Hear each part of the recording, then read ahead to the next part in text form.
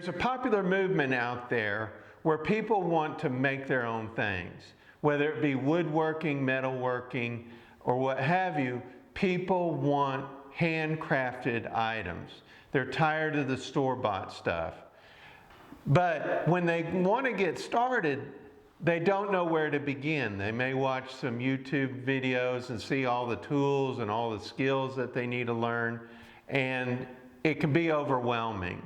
Well, in this video, I'm going to give you my advice to get started making your own things and crafting your own items, and we'll get to it.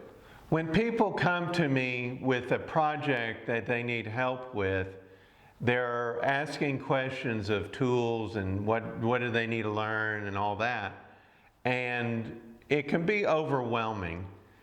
They may see things on YouTube or on TV or whatever, and the process can seem daunting. It's what I like to call analysis paralysis. Well, that can be detrimental to them being able to make what they want to make because they just give up before they even begin. So in this video, I'm going to cover 3 points that'll help you get past the analysis paralysis stage to where you can start to begin your maker's journey and your crafting journey. My first point on how to get started is to start small. It's okay to start small with a very limited amount of tools and a very limited amount of skills, because that's how you start. You've got to get moving and to get to develop the talents and the skills to be able to do this kind of work. You may see YouTube shows out there that have, large shop setups and, all the power tools and all that. You don't need to start there.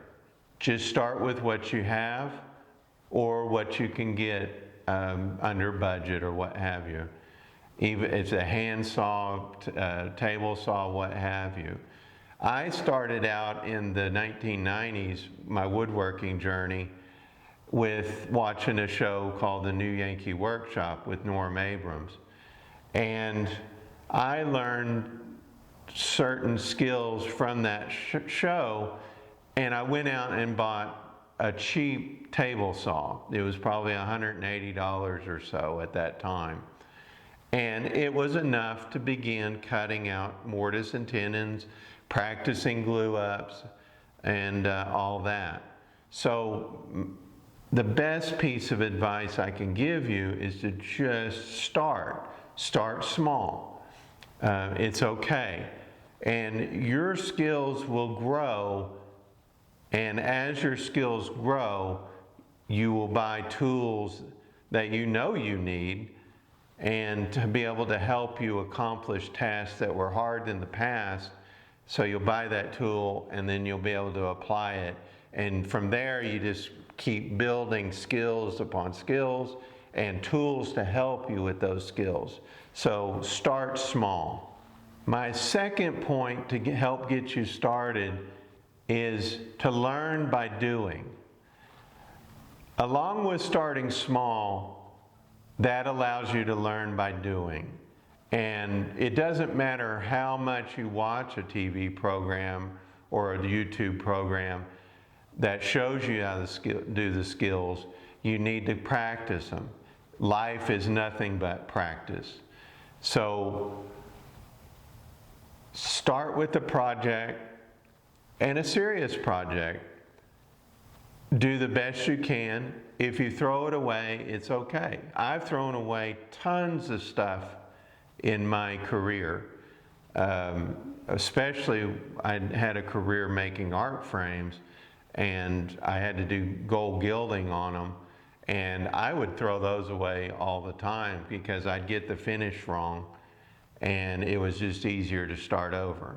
But in that process of doing, failing, starting over, learning what you did wrong, and you keep moving, you get better and better and better.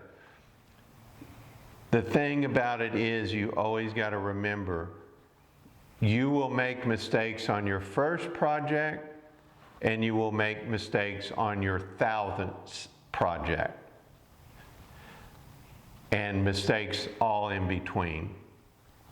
You will always make mistakes. There will always be mistakes, because you're close up to it and you're working on it and you're seeing all those imperfections. You will see the mistakes, and that's okay.